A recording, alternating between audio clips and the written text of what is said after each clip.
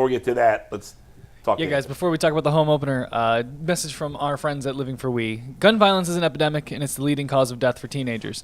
On this season of Living for We, we're asking what can be done to end the cycle of violence in cities like Cleveland, where shooters value their reputation over their own lives and see innocent bystanders as collateral damage. Living for We is more than a podcast.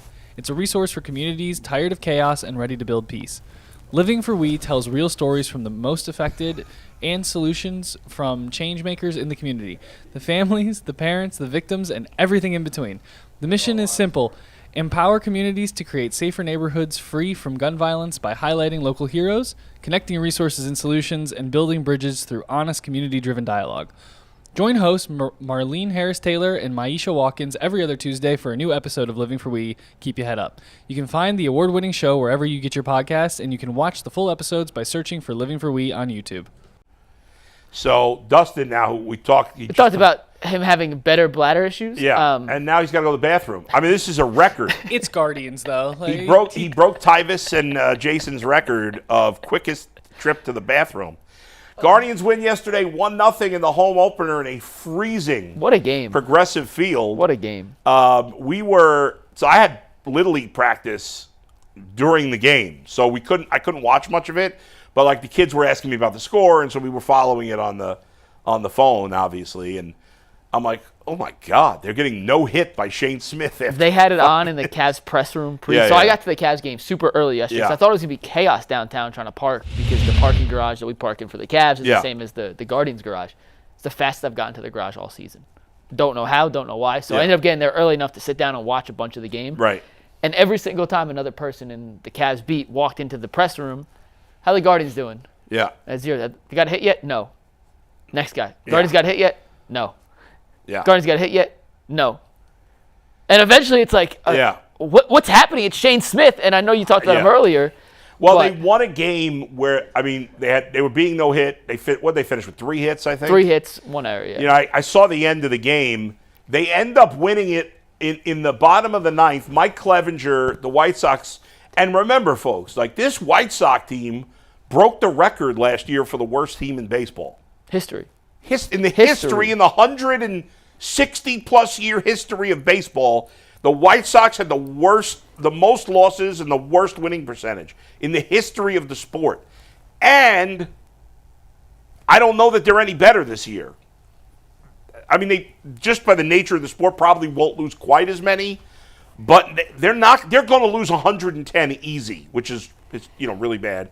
They could lose 120 again. This is a horrible, horrible baseball team. And so to not get 3 hits the whole game, obviously the offense is struggling. And the 9th inning, they let Clevinger pitch a 2nd inning. Obviously, he was a starter in the past. He did a good job in the 8th. But then in the 9th, he gives up the infield hit to Carlos Santana and 3 straight walks. And I'm sitting there thinking, I mean, I know it's early, but I don't know why they didn't take him out at some point in that 9th inning. That was weird. My thought was they must not have another option. And then I realized... Well, they have plenty of options. Oh, well, you may be right. They don't have another option that they feel good about in any capacity. They leave Clevinger in here in the full count. His 30th pitch of the night, or 31st pitch of the night, walks Nolan Jones. And you can see like the euphoria from Jones that they're just getting out of the cold. There's nothing worse than a 35-degree extra inning baseball game. Yeah. And, you take a win how you get it. It's an ugly win. It is what it is. You can't really play a worse offensive game and win. No, you can't. They got 3 singles, no extra base hits. They were 0 for 8 with runners, 0 for 4 with runners in scoring position. They left 8 guys on base. Yeah, I mean... You're not going to win many games like that, but shout out to Ben Lively and the pitching staff. Now, that was the positive. Again, the defense... Rocchio had another error. Rocchio made and that could have led to a run because Luis Robert got on base and then stole second. And who got out of that jam? Was it Clase? No, wait, in the 5th or later in the game? No, later in the game. Because I think it was Clase. No. Early in the game, Robert was on second, and whoever their 3-hitter is, and I'm forgetting his name. Yeah, Andrew Vaughn. No, he's 4-hitter. He ended up popping out, the 3-hitter. Hit one to right field. It was a single, but because it was hit so hard and Nolan Jones made a pretty nice play on it, he ended up holding Luis at third. No, but the error was later. I know. I'm just saying. Right. Two different times. He was in scoring position. And neither time he scored. And he's their best base runner. But it was either the 8th or the 9th that he got on the error by Rocchio. And then Vaughn was up. They didn't score it. But I can't remember if it was against Clase or I don't remember who pitched the 8th now. I think it was Gaddis in the 8th. It might have been. I think it was Clase. It was Gaddis in the 8th. It was Gaddis in the 8th that it happened against.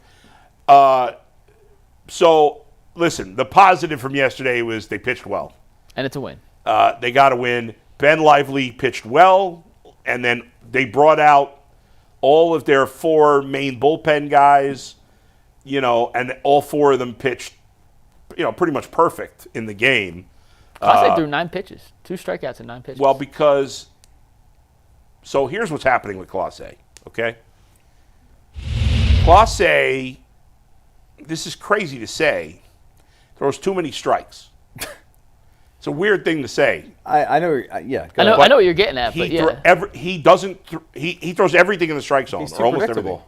everything. And so what guys are really doing now, and why the pitch counts, he's always kind of had low pitch counts generally, but even lower now because guys are trying to swing right away because they know he's going to be in the strike zone. For the most part, they don't want to get to a 2-strike situation where you're guessing a little bit, and he'd be more inclined to maybe, purposely throw it out of the zone with 2 strikes to get somebody to chase. But he's so accurate with his pitching and very predictable in terms of where the ball's going right now. And guys have adjusted, and now he's got to readjust, and I think he will. He's throwing more sliders now, which is interesting, and but guys were attacking on the first pitch. Yeah. And so we're seeing a decent amount of that, and but he pitched well yesterday. So did Smith, so did Seawald, and so did Gaddis. Obviously, the White Sox lineup is inept. I remember I was driving home listening to Hammy, and he goes, and now the White Sox best hitter up, Andrew Vaughn, and I'm thinking, my God, if that's your best hitter. I actually think Luis Roberts probably their best hitter, but still, Andrew Vaughn is... If he's in the conversation, you have a terrible lineup. Yeah, Andrew Vaughn is like Jhonkensy Noel. He's more proven than Jhonkensy Noel, but he's basically that type of hitter. He's going to hit 20, 25 home runs. He's not going to do anything else. He's going to strike out. If that's your best hitter, you suck, and they suck. And so, listen, they won. I don't want to be too harsh, but obviously the offense is struggling right now. Nolan Jones had the game-winning RBI. Yeah. He walked, so take it for what it is. Yeah. He did not have a hit yesterday. Yeah. But he did hit the ball twice very, very hard. His exit velos on both his outs, 106 and 107. And it feels like, and you can say this with a lot of Guardians players, but him in particular with some of the contacts he's being made. Yeah.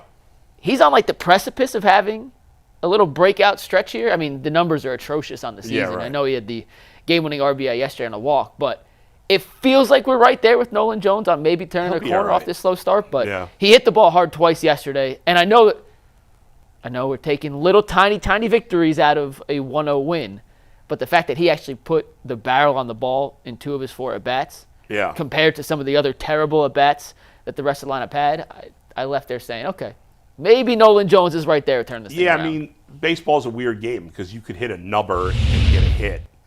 Or you could smoke it and hit it right at somebody. And then you could crush the ball and make it out. Yeah. So, it's going to happen that way sometimes, and that's why some of these analytics are really good when it comes to baseball in terms of exit velocity and stuff, because it tells you if a guy's on the ball, if he's hitting the ball well and just getting unlucky. And there's been obviously some of that with Nolan Jones, and I think he'll be fine. I have bigger concerns about some of the other guys who have never really proven they can hit in the big leagues. That's, certainly an issue, but it seems like everybody had a fun time at the game, even though it was quite cold. At least it didn't rain. I'll tell you one thing. I didn't miss being out there at Cleveland bars or whatever. Or what's the Irish pub we used to go to? Flannery's, right? Flannery's, the Thirsty Parrot. All those. Oh my God, people were just out of their minds. Yeah, it's crazy. I had friends. Especially with the Cavs playing yesterday too. No, because the Cavs played last night, so I got invited, but I was like, I got to go work after this, so I don't want to stand at a crazy bar sober as can be. There were a lot of drunk people out yesterday. Yeah. I got out of the city as quick as I could after the show. Smart man. Yesterday, I didn't want to hang around, but and the weather's going to be crappy all this week. It's finally supposed to warm up on Sunday, and I think next week's supposed to be nicer. But Guardians are back on the road next week. What do you know about Sean Burke, Bull? I don't know much about Sean Burke. He's like everybody else on the White Sox. He's a young pitcher, hasn't pitched much, hasn't pitched particularly well so far this season. Do the Whites, could a minor league team beat them? Yeah, the nature of baseball anyway So like if they played against the Rubber Ducks tomorrow, I know it's not it's double A. If they played the Savannah Bananas in a 7-game series, I don't know enough about the Savannah Bananas, like how good they are. But if you took like the Dodgers AAA team, let's say the Dodgers Major League team was completely healthy, and you had the Dodgers Major League AAA team would probably win a season series against the White Sox because half their roster would not be on most teams. Maybe half strong, but certainly a third. What's their plan there? What's going on with the White Sox? I don't know if they have Why a are they plan. so bad? Well, do they have any intentions of winning anytime soon? No. Jerry Reinsdorf's their own. No, he's going to sell the team supposedly, which would be better for the franchise. First of all, they don't get great fan support. It's not like New York. It's not like New York where like there's a split between Mets and Yankees. In Chicago, it's such a small percentage of the fan base that gives a crap about the White Sox as opposed to the Cubs. But they've traded away some good players over the years, but they've made bad trades every time. All the young prospects they've gotten haven't panned out. Almost all of them have not panned out. They just got a haul from the Red Sox for Crochet. Right. Well, and who knows if those guys in 3 or 4 years are going to be good. And they don't. What do they have left to trade? Luis Robert is the only guy on their roster. I'm trying to think about it. He is literally, I'm not exaggerating, the only guy on their roster. Out of 26 guys, he's the only one that could bring any return.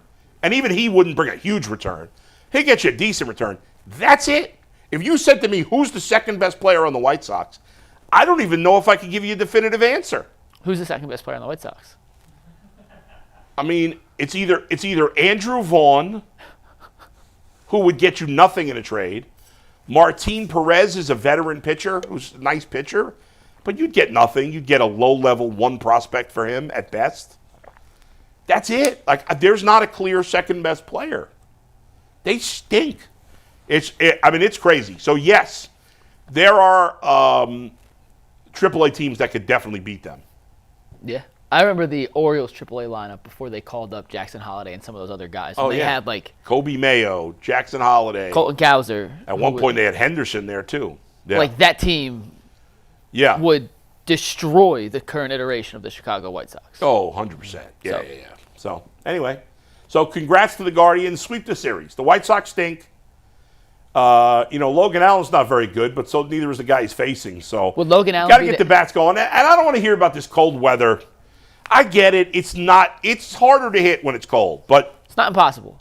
It was cold at Wrigley Field last night, and the Cubs and Rangers combined for 16 runs. The Yankees, the game that had 20 runs against the Brewers. It was, it was cold. 45 degrees. That's not an excuse, especially against the White Sox. Yeah. So let's get some hits going here. One last question, we can move on. Yeah. Would Logan Allen be the ace on the White Sox? Not really. No, because he's not any better than their pitchers. He'd be in their rotation.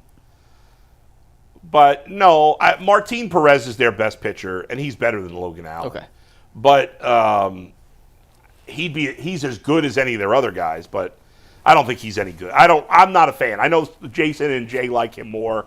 I don't think he's very good. I think he's a back-end starter for any team. But there's nobody in their rotation except for Martin Perez, who's clearly better than him either, which is, tells you how bad they are.